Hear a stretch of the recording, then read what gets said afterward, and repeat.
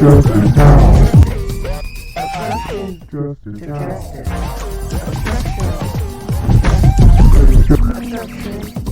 justice. Obstruction to justice. Justice now. Well, hello, and welcome to another broadcast of Obstruction to Justice. I'm Ann Moles, and today we're just going to dive in. Now, Obstruction to Justice, what we talk about, we discuss general information about relevant topics of the day. We do highlight politics, economics, and of course, my favorite, small businesses. So, we're going to just today talk about what's coming up here. Now, there's going to be an election, April 6th. There's an election in the greater Kansas City area. Some of the cities will be having elections. So, we're going to take a look at those cities and actually what's going to be on the ballot on most of the ballots in the cities. Okay, I don't think we really get enough information about what's going on politically locally. We get all riled up and about what's going on nationally. Hey, Risa Singleton, thanks for joining. We get all riled up and excited about national elections, particularly the presidential elections, but there's many other elections and political and community and local offices that go on. And, really what I'm finding is that they're uncontested spots locally in some of these local elections where people just are right in the ballot and they're written in, or they no one is campaigning. It's just one person in that seat, and they just automatically just get the seat.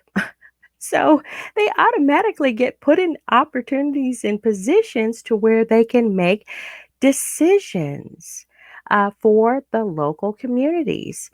So that right there, what does that mean? Oh, wow. Well, if I didn't say, I'm Ann Moles. And again, thanks for joining. You can go ahead and chime in, whether you're on YouTube or Facebook, whether you're on the podcasters. Now, what we do, we make sure that we describe as much as we can when it comes to information and what we're showing, so the podcaster can enjoy what's going on. We also, Twitch, we're out there on Twitch, and we just push this information everywhere. And of course, this is a Union Wrong Hill Films production, and we are sponsored by ASBNC Training and Consulting. So if you need some training information, or you need some training content development, or learning and education, you need to train a team on whatever, business training, give us a look-see at www.asbnc.com. Yeah, so what I'm finding is that there are seats locally that when they have the different elections, no one is running. So what happens is that one person who decides, okay, well, I'm going to put my name in the hat and I'm going to see what happens. Well, they just get elected. They go through the formalities of the election, which is what's coming up April 6th. Now, I'm hoping everyone has their voter registration done. Okay, we've had elections, national elections. Everyone listening under the sound of my voice, I'm really hoping that you have your voter registration card ready and you know where your polling station is. Hey, William King, how's it going? Hello to you. Yes, glad that you joined. And then so that you're ready to be a voice and be able to uh, put your vote in, because votes do matter. They do count. And I always say I vote in every election. I don't care what they're voting on. I'm there, right there with my voter ID or registration, whatever ID that they need. And I'm right there in line. I make sure that, I've gone to the polls where it was the wrong poll, but no one said anything. I didn't get any letters or anything. So, I just looked it up and I said, okay, well, where is it? Where are we needing to vote? And I make sure that I vote. There are people that have died for the right to vote. My ancestors, and I'm an African American woman. I have ancestors and people in this country. I live in the great country of the United States of America, and we have had a time. We've had a time making sure that our voice matters, that we have rights and liberties as human beings and as citizens in this great country of the United States of America. And it hasn't been easy, but our ancestors, who are those of us who are African American, hey, we have had to fight for the right to vote. And women didn't get a chance to have the right to vote either until the 1920s. So I make sure that as a descendant of great ancestral culture here in the wonderful United States of America, I make sure that I vote. And I'm not just focusing on the national vote opportunities, which of course that's what we're all excited. The big elections and big positions, they get a lot of play and airtime, and people are knowing, and congressmen, senators, and things like that. Of course, presidential candidates, governors, and all that. But there are local people in your cities, okay, and that are out there that do work and they get paid. Yes, there is our tax dollars pay for every seat. When we're talking about politics, there's no volunteering when it comes to politics. Folks get paid one way or another. They might have a cousin that has a business that, okay, well, I'm not saying kickbacks are out there. I'm not saying, but if you know that there's some good business, good work coming down the pike, and you have a friend that has a business, and you're in a position to where you know about these things because you're an alderman, a city council person, or whatnot, then hey, they know, and then they get a chance to share. Well, a lot of times people don't have the opportunities because we just don't know, right? So I'm going to share a little bit getting started here. And then we're going to get a chance to check out. This is the series of the first interview that we're going to have with this wonderful entrepreneur, Mr. James Davis. Now, you guys may already know him, and he's been around the greater Kansas City area for a long time.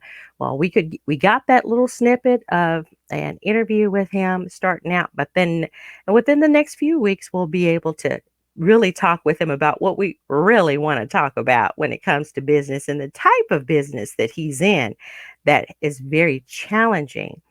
So let's go ahead and I'm gonna just jump right in to what I'd like to share here. Big shout outs to everybody that has joined. Now I wanna go out here and I want to take a look. Let's look here at the Board of Elections. Okay. Oh, let's make that a little bigger there. Okay.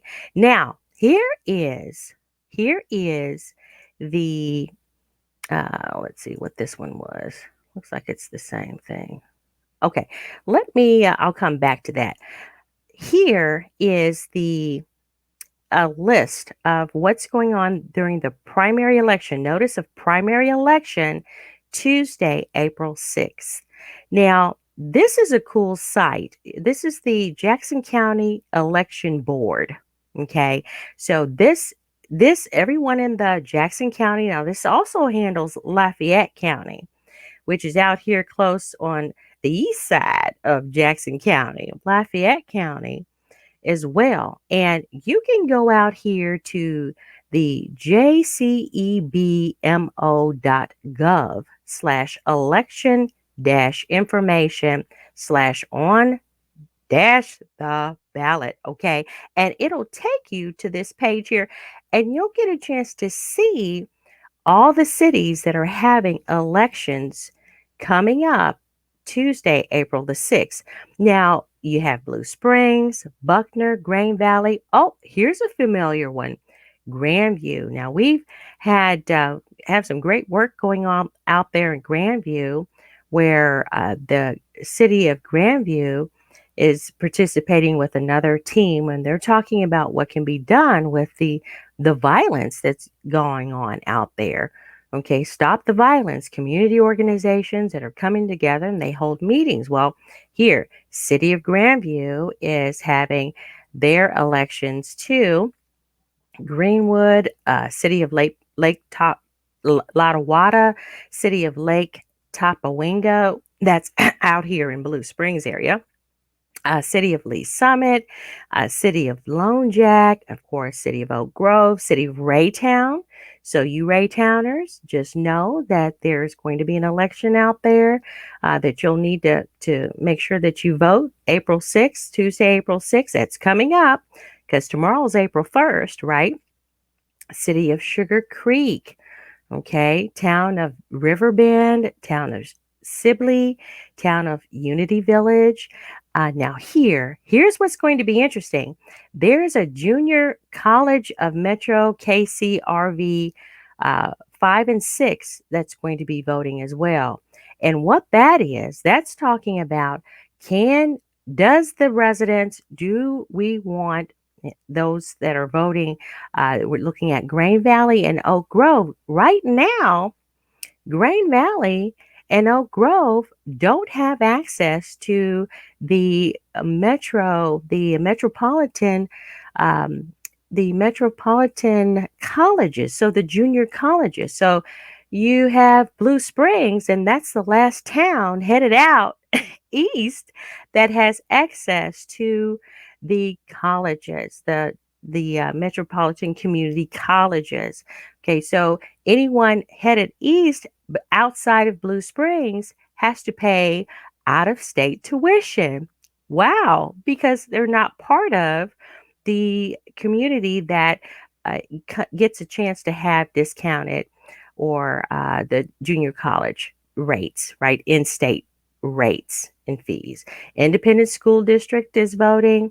The school districts are voting. The Central Jackson Fire Protection District. So go out here and see if you're a part of any of these towns here.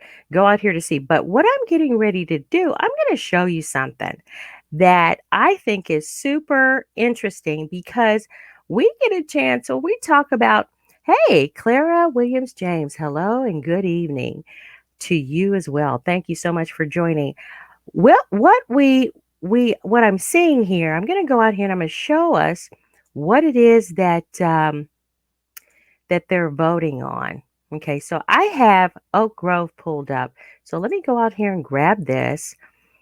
And when you go out here to the website, then you get a chance to see there's of course, what's on the ballot. And here we get a chance to take a look. Let's see if it's this one here. Okay, no, that's not the one I want. All right, let me pull this one up. What I'm trying to pull up here is the one that talks about what's on the ballot. So I need to do eeny, meeny, miny, moe here and see if I can oh, there it is right there. Okay. Okay, so now this notice of general municipal election, okay, there's one for each city that's on that ballot. Okay. So there's a notice out here for each city that's on the ballot. And what we'll get a chance to take a look and see here is what's on the ballot. Okay, so if you want to know what's on the ballot for any upcoming elections, then go to the site that we just shared and pull up, just click on the link for that city, and it'll pull up this Word document. All right. And what they're voting on, what we're voting on, it, of course, it gives the times when the polls are open and what area, but they're voting for aldermen. Aldermans are really coming up in most of all these elections that I pulled up and looked at a lot of the cities that are on that'll be voting. So what's on the ballot or they'll be voting for the alderman. And also the question of whether to increase, shall the city of Oak Grove, Missouri impose a fuel tax of 1 cent per gallon based on the gallons of motor vehicle fuel sold? Okay, so I'll show this here, but here is what they're looking to do. And also, okay, so that's mainly what I want to show. I want to show the alderman. Now, 2 seconds here. The alderman, notice there is only one person there. Alderman for Ward 1, alderman for Ward 2, alderman for Ward 3. There's only one person there. So that means whoever is in that slot, they're just going to be put in. There's no vote. So you would have several people that you could get a chance to vote for. They would be listed here. Well, for the city of Oak Grove, there's no one listed here. Okay. And I'm going here to prove a point. All right. For some of the other cities, like Grandview, the aldermen are there. And there's several aldermen for the ward where they're running to be elected. Okay. And that's good, right? There are people that are interested in wanting to be aldermen. So that, oh, well, what do aldermen do? That's a good question. What do aldermen do? And we can take a look here. I pulled up a little information to kind of share about what aldermen do. And let's see here. Let's see if this is the one that, yeah. What does an alderman do? Well, what aldermen do is that they work with the city, okay, and they're under the mayor. So the aldermen, they are part of the city council person. So in the United States, city and county governments, they prefer the term councilman, okay, or council member to alderman. All right. So aldermen, they work with in support of the mayor. So they're under the mayor. And notice that there were different districts. Okay. So the district that has the different aldermen, if you have an issue in the area where you live, cities are divided up into districts. Okay. Notice that Oak Grove had 3 districts. So if I had an issue in my district, then I could contact the alderman and say, okay, well, the roads here, there's a problem, or there's a big fence, or someone's not taking care of the area, a piece of property, or something of that nature. And the alderman handles it. Aldermen know what's going on, and they work with the mayor, and they're part of the city council, and they handle it, right? So if you don't know who your alderman is, then maybe we should know. You should find out what district you live in within the city that you live, and then find out who the alderman is for your area. And when you have an issue, then you can call them. Okay. So some of the governments prefer the city council or city councilman or council member. That's another term. Well, the city of Oak Grove and other cities, and even Grandview, they use the term alderman. Now, what I do want to share too is that aldermen, they just don't work. They don't show up and take the time out of their pockets and say, "Hey, we're going to just be an alderman and show up to all these meetings or whatever. Yeah, I mean, it's a key thing to do. You'd find out information and you'd be able to help the people in your community. But aldermen get paid. Okay, they get paid. And from what I see, the average salary could be anywhere from 20,000 to 37,000 to on up, even to 96,000 in some areas, right? Some districts, some areas. So $36,000 a year, and it's part time, and that sounds pretty good to me, right? So, but not so much just about the pay, but the fact that there is a responsibility, a community and civic responsibility to the position where people can participate and have a voice. And when you have people that are in your community that have a voice and they can help speak for the community, I mean, really do, not just go and get a paycheck, right? They have a community interest. They have a community interest because their relatives would be part of it. Now, here, if you're interested, and I do want to share because I think that it's super important to even know what the qualifications for an alderman would be. Okay. So what I'm saying, let's see, what I'm saying, qualifications for an alderman would be that you must be a registered voter. Okay. At least 25 years of age. Okay, must have been a United States citizen for at least 5 years before the respective elections. Must be a resident of the city for 3 years. So if you live in Grandview, you should have been a resident of Grandview for at least 3 years. Resident of the ward from which elected for 1 year. So the ward or district, if you have to be a resident of that ward for at least 1 year, which makes sense, okay?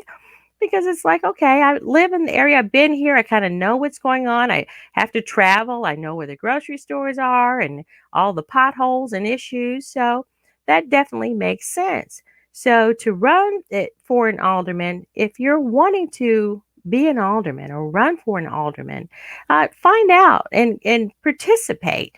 Do that. And I'm just saying that because we're so concerned with the national elections that we forget about what's going on locally.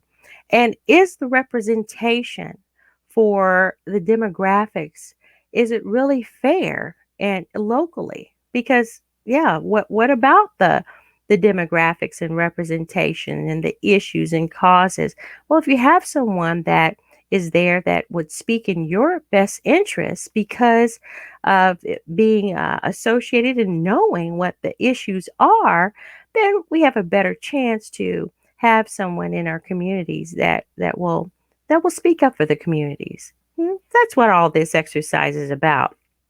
Now, another thing that I wanted to share was one of the other things that's on the ballot for voting is, of course, do the Grain Valley, the Oak Grove people, do they want to have the opportunity to have the metropolitan community colleges come out in that area? And that's super, super cool. I think it's great. I think it's a good thing to do. But there's also a responsibility in that too. There's also a responsibility because what we're looking at is, all right, well, you have it, you have the opportunity, but what about the who pays for it? Let's just get real. Who pays for it? Yeah. And that's kind of a big question that I wanted to know.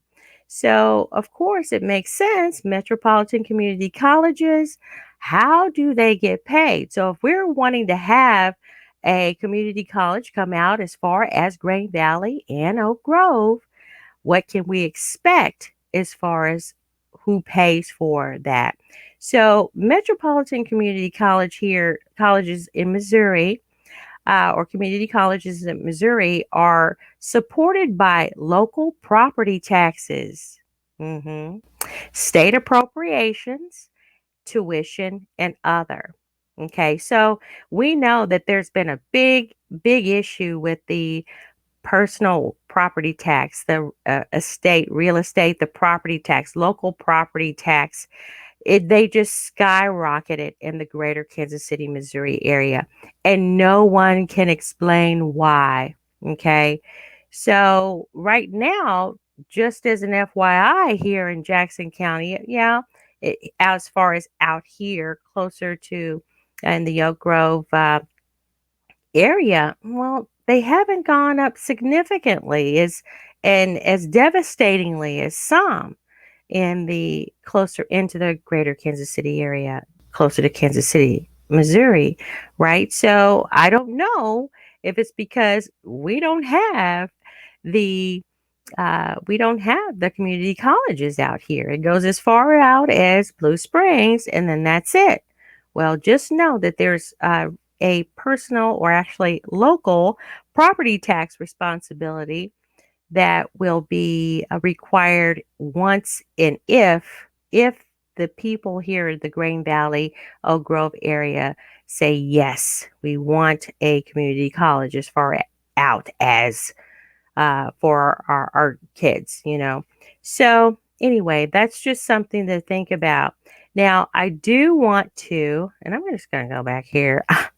Here, here we go. Vote no. Say no to the highest gas taxes in Missouri. Vote no on April 6th. Oppose Oak Grove's local gas tax. And I got that in the mail. Hey, Lance Robertson, glad that you joined. I got that in the mail. And I'm like, oh, and I'm looking. I'm like, who sent it? Who sent it? Doesn't have any information about who sent it. Okay. So it's kind of an anonymous thing. But here's some reasons why they're saying to vote no on the local sales tax, the say no to the highest gas taxes in Missouri. So for the increase in the local gas tax, it says the city of Oak Grove says that this gas tax will get the people outside of Oak Grove to pay for better roads. Well, if you live in Oak Grove, and more than likely you're going to buy your gas in Oak Grove. So how are the people outside of Oak Grove going to pay for your gas, to have better roads? Okay. Well, and this is the argument that they make. They say here, the reality, people will simply bypass Oak Grove's more expensive gas and fuel elsewhere.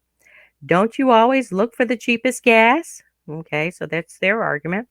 And number 2.2, gas stations and truck stops will lose business, and not just gas sales, but also sales on food and other items they sell.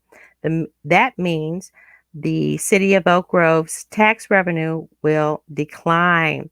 The city will ultimately collect less gas tax overall and collect less city sales tax. Okay. And the third item they have here, loss of sales could also cause businesses to cut jobs or even close altogether. So they just went all the way there. Now, the sales tax that I saw was, I think it was just one point zero point zero one. That's what I saw. Um, they're saying that it's the highest gas taxes in Missouri. So, but the thing about it is that with the interest is this: Oak Grove is the last truck stop headed east. It's the last big truck stop headed east to St. Louis. So there's two, maybe yeah, there's two, three, well, three if you count the quick trip out here that have a facility where you get your gas. So truckers come out and get their gas. And nice facilities. And of course, who wants to pay higher taxes? So the research comes with the responsibility as a citizen. I'm going to do a little bit more research Okay, to say, okay, well, is this true? Okay, I'm not just going to go on a piece of paper, and I'm not going to not vote. I'm going to vote on something because no vote is a vote, right?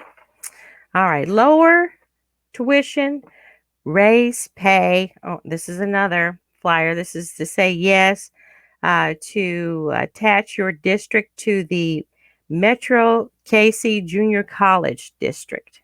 Okay, so they're saying, we want to come out, guys. Well, you do. All right. Well, I know I'm going to be paying more tax because you get paid junior college based on the tax. Now, I'm just going to say, I know I work with community colleges. I train and teach. I've been around. And shout out to Johnson County Community College. I hate to do it, but here, those guys have the lowest tuition. Yes, they do. They have the lowest tuition.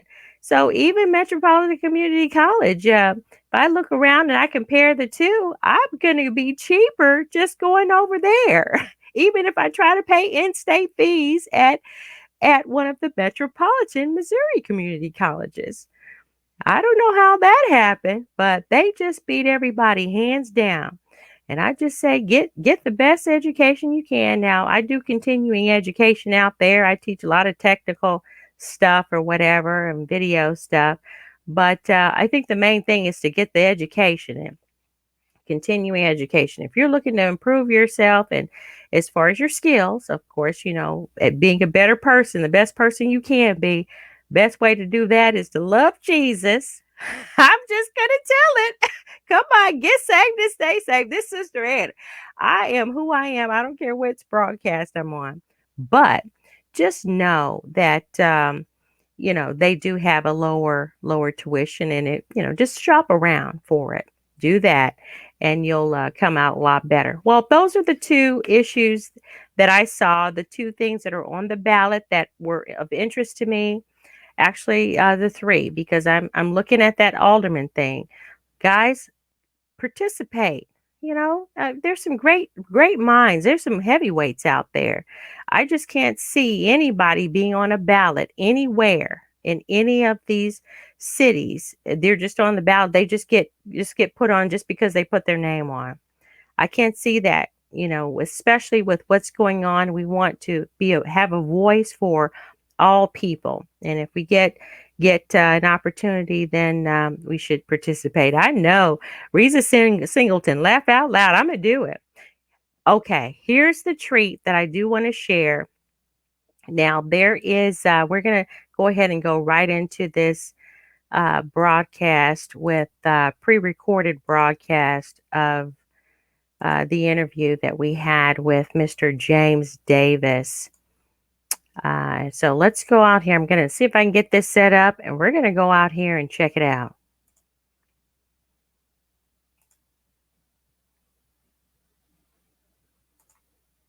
I see that you started. Okay. Okay. Oh, wow. Mr. James Davis, what a privilege it is to talk with you today. Now, you are an entrepreneur. I'm going to say you've been in the business of doing business for a very long time. Yeah. I and really just the little bit that we've had a chance to just I've just had a chance to just share or just listen to you.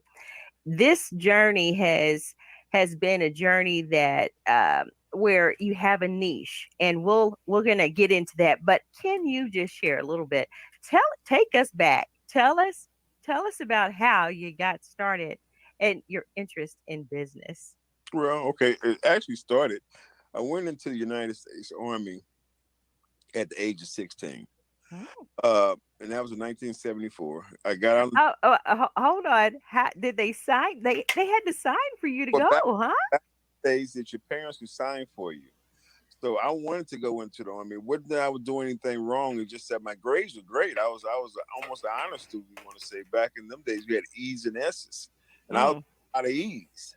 So, but I decided to go in. I wanted to go into the Army. I was in ROTC, so I was like an Army kind of guy, and I was on my way to Vietnam. and I did Mm. basic training in AIT in Fort Polk, Louisiana. And then, of course, after I got an AIT, the war was over with. The Vietnam War was over with. So I was later on, a year or so later, I got out of the service. I was 19 now. I'm about 19 years of age, going on 19 actually.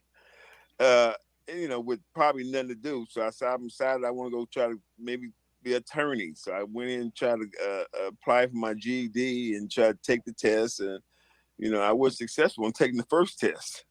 So, but then I just decided to say, well, I started painting houses. And then I was painting houses I had to add in the paper saying paint most houses for $299. And I was, yeah, most houses. I was like, and I had a lot of houses to paint. Uh-huh. The paint was free because the city was allowing us to have free paint. So I told the customer, hey, you get free paint. I'm gonna paint your house for $299. You got a heck of a deal. So I was getting a lot of customers that way. And Okay, so there we go. Right away, you weren't the kind of guy. I'm just going to kind of do some things here. Just mull this over. At 16, you had some initiative. You're talking about now that was Vietnam War time. Now, I yes, remember I was around during the Vietnam War as well. Some of our listeners may not have been, but you were a young person that you were ready to go do something, right? Okay, so then by the time you got out of the army or the end of the Vietnam War, mm, you were 19, still a teenager. Now that's a big shout out to teenagers. Now we have some things going on with some teenagers. They're being authors. There's some awards going around for those that were writing books and things of that nature. So here I'm hearing it's you're never too young, right, to get right. started with thinking about what it is you want to do with your life. And then here comes the part, painting houses. So finding something that you can do well or want to do, or a hustle that will pay. And here you go, painting a house. And now that 200 some dollars might not sound so much today, but back in the day, Hey, that was a lot. okay, a lot. And some, and then so there was some sales there too, right? So Yeah, you had to talk people in to, hey, get the paint and I'll paint it. absolutely, Wow, there's business right there. Huh? That's making money. That's entrepreneurship right there. That's getting some customers going there. Yeah. absolutely, absolutely. It was just a stepping stone to get to Mhm. the next thing I wanted to do. And what happened was I came across this little store on 40th and Prospect, a little empty store. I want to say it was empty because the guy who did own it only had like maybe 25 or 30 candy bars, about 5 packages of bologna in the store, and maybe some salami and a Mhm. few loaves of bread on the shelf. So, but he was selling the store, Mhm. but he was also renting it as well. So Mhm. I happened to see the store when I was painting one of the houses I was painting down the street. I said, "Hey, I'm gonna get in the store business." So the next day, I gave the man $1,000 for what he had, including the coolers and the little meat, and also the rats that he had in the store. Because there was some rats in the store there. Oh my goodness. About that. So, so so I pay him the money for the store and got a bill of sales. And the next day, I start cleaning that store up because it needed to be cleaned. So I cleaned the store up, put out some stuff to kill the rats that was downstairs, and got that situated. And then start, just kind of grew from there. Okay. Mhm. Right there. That was super impressive. So you made the money painting the houses. And then from there, took the money that you saved and invested in what it is that you wanted to do, which is uh, being a store owner opening up a storefront, right? Absolutely. Now, here, guys, sales is what's up. So, some people that, when it comes to everyone, people want to get creative when it comes to business and making money, and that's cool. But this was simple. Yeah. Simple. A simple business and doing something simply so that you don't have to go out there and knock on doors. Boom, boom, boom, boom. Can I have a job? Right. Oh, and we're going to be talking about some of that next. Anyway, go ahead, sir. Please continue. Then I started, of course, I opened the store up, and I worked hard about getting the store clean first, Yes. and getting the smell out, and Mm. basically getting it cleaned up. Uh, and and I went down to cash and carry. At that time, it was called cash and carry, and I purchased a lot of candy. And then at Walmart, I used to go. Was called, at that time it was called Hypermart. I would go there at 2 or 3 o'clock in the morning, and purchase like maybe 3 boxes of cornmeal, 2 packs of flour, 3 packs of sugar, and I'll buy my stuff at there because I couldn't afford to buy cases from cash and carry. I only bought Mm-hmm. candy, and I couldn't afford to buy merchandise like food merchandise. So I buy the onesies and twosies from Hypermart, take them to the store late at night, and nobody wouldn't see me, and put the stuff on the shelf. And Mm-hmm. when I started this small business, and then people start coming in a little bit, not a lot, but a little bit. Okay. Now, here's another thing that I'm impressed with. You worked in the community where you were working and you were familiar with. And I'm going to kind of lay on that for a minute.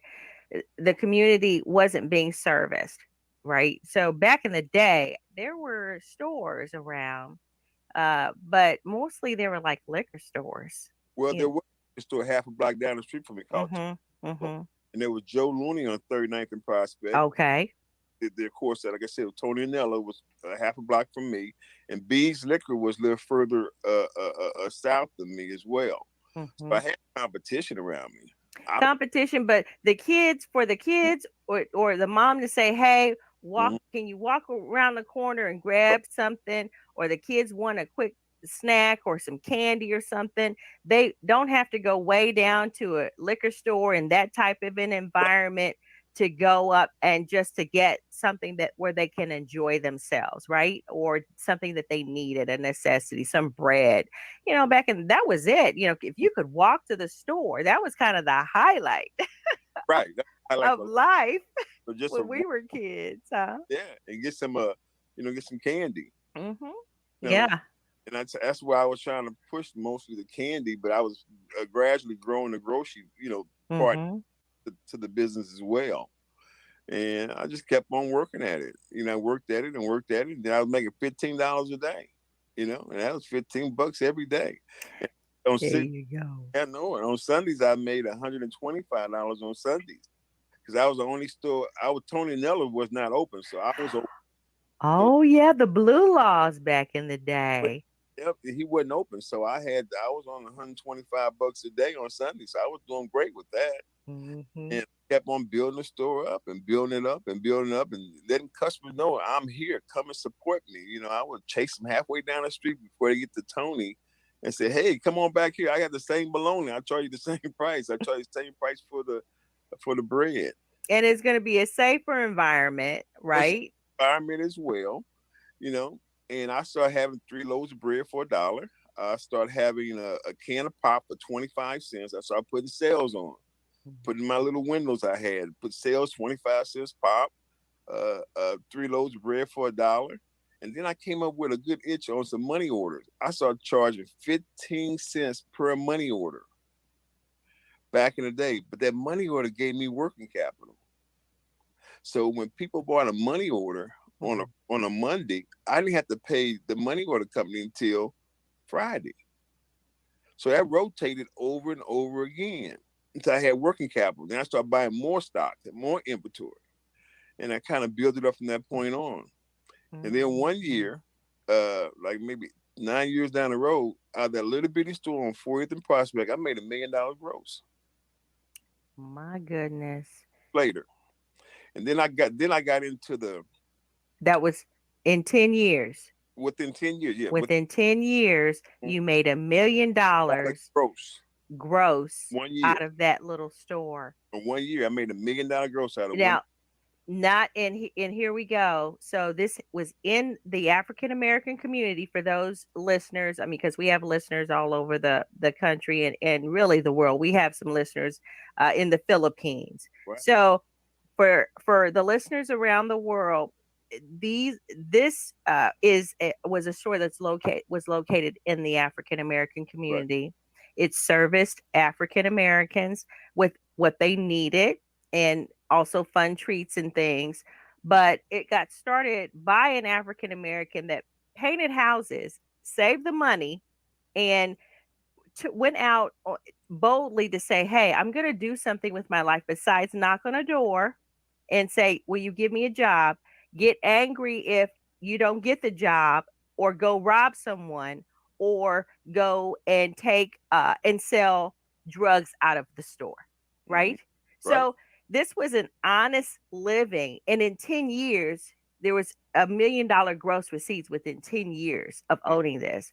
Now this is little by little. So for all the ballers that think they balling, I don't think so. You're not doing nothing until you do this, with your own creativity, imagination, Mhm. sweat, rolling up your sleeves, ethics. Huh? Mhm. I hear that, being ethical about what you're doing, sales, chasing them down. I have the same baloney, cost with the same price, bruh. Right. Come, come and buy my Oh, baloney. I've done that a Put lot. putting things on sale. Look, this is business. Mhm. Not all of that on the corner, talking yickety yak and trying to sling drugs. You do something now. Do something with your life that's worth doing. This Right. is worth doing because this man is still here. He Hmm. doesn't have to look over his shoulder. Mr. Davis is still here, and he's still doing big things. Go ahead, Mr. Davis. And then at that same time, I started another business right next door. Because then at that time, I went ahead and started buying the building, and I went ahead and bought the building with contracted deed for from the owners. And then I started one part of the building, like what we consider would be the north side of the building. I opened up a little restaurant called Just for Kids. And then in the restaurant with Just for Kids, it had video games, and it had honest sold tacos and hamburgers. And I had somebody to run that for me. And believe it or not, back in them days when you making $145 a day net, that wasn't bad money on video No. games and hamburgers and tacos. Mm-hmm. Right. It didn't require a lot of bigger health department stuff. It just required, I just bought some girls from Kmart's at that time when Kmart's was open, and we put them in there, and we did nice business. And then at the same time, I started another business. I started a business called, uh, at that time, I started My Curl Activator Moisturizer Lotion. And I had 10 products on the market. That's when we used to have the curls. I remember the curls. Now I didn't get the curl. Let me just get a little I history had about that. my hair's condition it is now because I got the curl. Oh, I But didn't. I didn't get the curl, but I did get uh, the perm. I was a perm girl. yeah, Something to kind of make it easy, where all you had to do was just put the right, rollers in it, dry it, and go, or whatever. But the stuff is not good for you. That's why I'm natural to this day. right. That's a good thing. So, Good, you're on a good step. Uh, but but here, mhm, as a businessman, and, yeah, and then providing a product mhm, that African Americans used at the time, and it was a style that was desired, not a bad thing. It was just a right, thing, right? I mean, it's a choice, because even back in the day, some of us didn't curl or perm our hair. Some was just press and curl. Some was just that afro, that little curly afro or whatever. That's fine too. So mhm. here, but I hear another business, and I'm gonna ask a quick question before you continue. Did you get tired?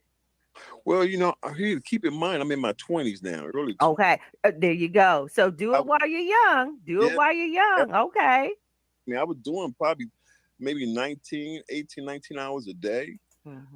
Then I started, of course, I had some friends, relatives running the restaurant Just for Kids. And then Hmm. the micro activator, I had 10 products on the market: rearranger, booster, shampoo, conditioner, and a couple more other items I had on the market on the My Curl. So then I said, okay, great. So I'm selling the My Curl. It's going to some of the stores. It went to Cats. I only remember Cats back in the day. I do. I went through Blankenship to get Cats to. Blankenship was a master distributor at that time. So I sold the product to Blankenship, and he distributed product for different places here in the city for me. I remember Blankenship, and they were on Vine Right. Street. Yeah, we spoke with Doctor, the doc at the Black Archives. Now they were on Vine Street. Now they've moved around the corner. Mm-hmm. Okay, No, so we. well, they don't. They're not there anymore now. Blankenship was on Prospect, and then they was Mhm. on 47th Street. Now I'm not sure where they at now. Yeah, Blankenship is an old African American business that they were they were into. Well, and they still may be. We just need to. I'm gonna find out. But they were into black hair care, that Right? black hair care and black beauty supplies back in the day. So Interrupt. I'm sorry to interrupt you, but before the Koreans. before the Koreans. So, and let me just kind of do a little bit of caveat there. Now, one of the things that I think has devastated the African American community is that the businesses that we started and thrived and supported Mm-hmm. were sold or not supported to the point to where once the European American or Korean stores and other ethnically owned stores were open, then our dollar left the community. Absolutely. And also the blight of leaving those who would get the education. First thing they'd want to do would be to move out of the neighborhood because of whatever reason, wanting to move into a newer neighborhood. A lot of our homes, of course, in African American communities around the country are there's old buildings where you're not able folks haven't maintained as well, not and even not all of the homes. I'm not saying that because there's a lot of beautiful communities, but Absolutely. just to know that when it comes to the African American dollar, it circulates how many times before it leaves. It used to circulate and circulate several times Mm-hmm. before it left the community to go to other communities.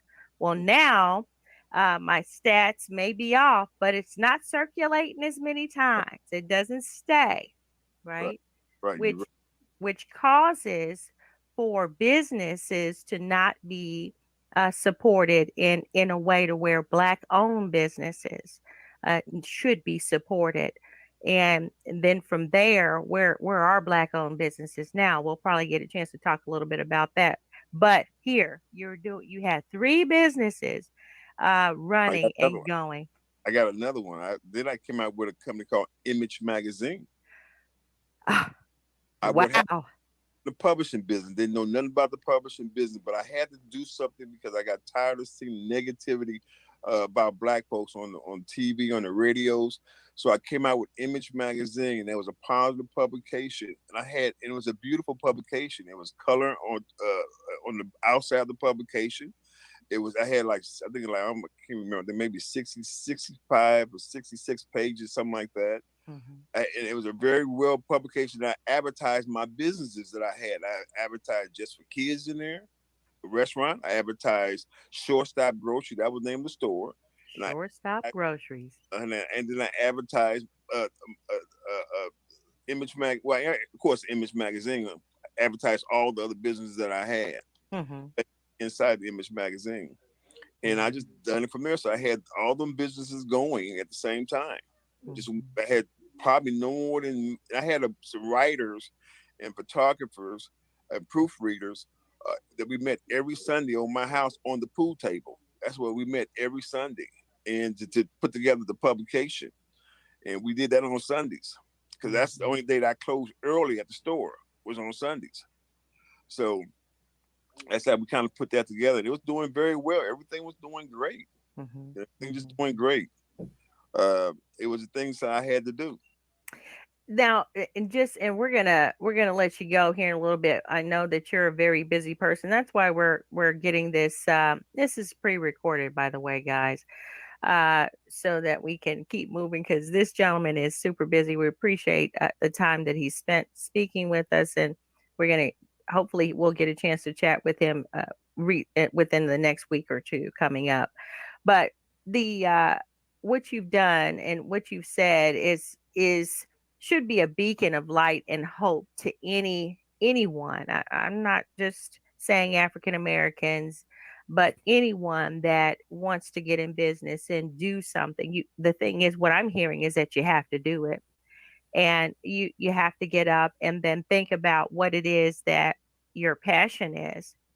You didn't know anything about a magazine, No. but here you go. You have one, had one, and that was back in the day. That was a big deal having a rag. We call Yeah. them rags, right? Newspapers, magazines, whatever. It's a big thing Yeah. happening where you could have your picture taken, and then the magazine would come around and oh, I see your picture and advertise, but it served a purpose too. It gave Yes. you an opportunity to advertise, which is another piece of business that I think people don't seem to understand. Right now, it's social media. Social media. We spoke with one of the congressional candidates last week on the obstruction to justice, and she ran her whole candidacy through social media Mm, and won the primary. yes. Huh? It goes on a She lot. she did that. So social media is the big thing now, Mm-hmm. but it started with wanting to, Mm-hmm. and not binge watching TV. You know, not I don't know. I don't get a chance to watch very much TV, but not binge watching TV, not putting the blame, not playing the video games. You Mm-hmm. know, that video game industry is taking off, but look who's sitting there playing the video games.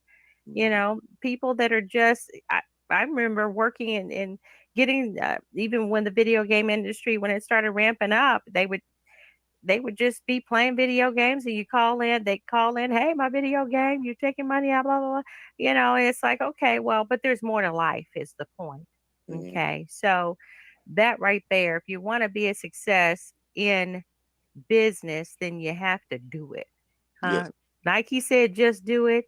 And, you know, he didn't lie. Mm-hmm. Nike did his thing, but we need to do our things. And then I'm hearing too that it started with the money that you had. So I don't know how many folks still have their stimulus checks. I don't know. And I don't know what you could do with the stimulus check in that, as far as business is concerned, guys, but write the vision and make it plain. Write it down. Get that business plan. Yeah, Mm-hmm. if you need a business plan help and assistance, contact ASBNC Training and Consulting. That's our plug. We'll help you come up with a business plan. We actually have classes to help you write a business plan. Mm-hmm. So yeah. Now your business plan sounds like you got it going, but then to run your business, that was another big thing. Well, how do we run it? Where do we meet? His Mm-hmm. brother had a pool table. He Mm-hmm. took the time that he had, and which was on a Sunday. Okay, there's a lot of I work on Sundays too. It's just different kind of work. It's the Lord's work. And Mm-hmm. but then there was some rest time because he got off a little early, and then he was able to talk a little bit about what he needed to do with that magazine. Wow, wowzer! Mm-hmm. Now, Mr. Davis, you're going to be coming back, and we're going to be able to spend more time with you. Okay. I believe next week or within the next week or two. We're going to kind of play it by ear, guys. Um, what do you see right now? I'm just going to ask you this one little quick question. What do you see is the biggest block, stumbling block, or issue when it comes to African American businesses, minority owned businesses? Well, the biggest stumbling block is I think it's not getting opportunities because I mean I have started several businesses in my lifetime. The biggest business I started one time was DSS, that's Davis Safety Supply, and the gross sales on that business, particular business, was like $4 million. So I have started a couple more other businesses as well, and they did pretty well. But always been a stumbling block has always been just not getting the opportunities. You have to fight for opportunity. I'm saying Mm-hmm, a lot of money. Don't get me wrong, but mm-hmm, believe me, but it took a lot of fight, and that's what you have to do. You have to fight consistently, and and you don't let nobody tell you no because if the front door is not open, in our cases the back doors are not open. You go through the window. You know what I mean? That's just how we got to run it. And just that. I mean, it's just it's so many obstacles that we got to deal with. We have to. I'm serious. There's a lot of obstacles, and I'm on my 40. I think I say this so many times. I think I'm on my 43rd year in business. I might be 44, but I'm in the 40s. The Mm-hmm. business. So I've been in business for a very, very long time. And I'm telling you, I always have to fight. The business I'm in now, I'm fighting. You know what I mean? Okay. Yeah, we're going to come back and get a Yeah, chance to hear what's going on with that business that you're working with now. And I get it. Yeah, the opportunities are not always there. I think the networking mhm, opportunities aren't there as far as networking to the capital. Networking, I'm saying the economics part of it, right? right. Getting the money to to run the business, getting the startup funding and the capital, getting the grants and things like that. um, some of the vision that we have visions for businesses are big. It's not always about the storefront, but of course we can work where we start, work where we are, and then grow to build that. Just Hmm. a little thing about the capital part of it. For years, what I've done, and even now, it doesn't matter. I'll take a contract, and we'll work the contract and invest in the businesses that we have. Hmm. So one business will invest in the other business, but we'll take a contract to invest in the other businesses. So it's about yeah, I think the opportunities, and then looking for the opportunities. I agree, and not letting people say no. If they say no, that's no there, but that's not no everywhere, huh? Right, right. It's not no Mhm. everywhere. And then also, I've been fortunate.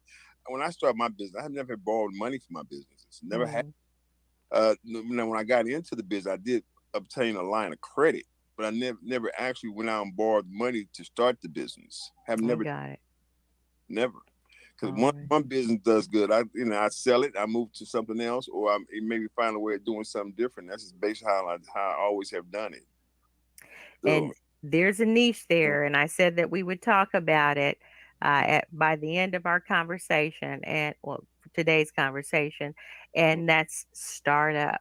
Hmm? There's some entrepreneurs that are great at startups, and that's what they do. They start up, they grow it to profit, and then they sell it, right? mm, So that is a way to do business. But without you chiefs, and I'm saying the big kahunas, the guys that have paved the way and proven the concept, right? I mm, think that the other part, the longevity of some businesses, are that would just be just what it is. It's the startup, but the startup is important to get to the long haul. Is what I'm trying to say. Yeah, understand. yeah. Mr. Davis, James Davis, thank you so much for joining us today and sharing with us. And we're looking forward to talking with you again here real soon. Okay, thanks for having me too. We're gonna talk more about this new business.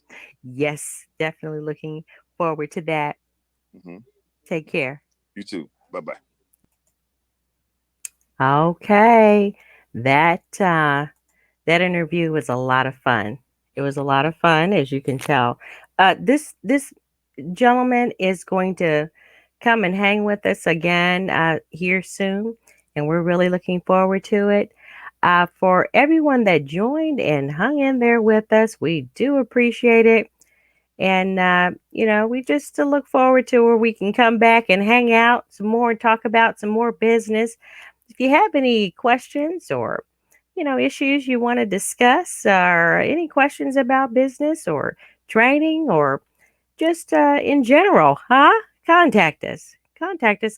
Drop us a line at the website there, www.asbnc.com. And we will definitely get back with you and hang out and everything and contact you and let you know the answer. If we don't know it, we'll find out.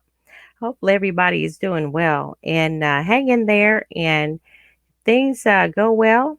eh, Make sure you vote. Get out there and vote. That was what this was all about, too. Sharing to where you can have some information where you can vote better. And if you don't know what to vote for, just investigate it. Do your research, your due diligence as a citizen of the United States of America and the greater communities, the different states and local communities. Just do your best. I try to do mine. And take care, and we'll see you next time. Justice now. Obstruction to justice. Obstruction to justice. Obstruction to justice. Justice now.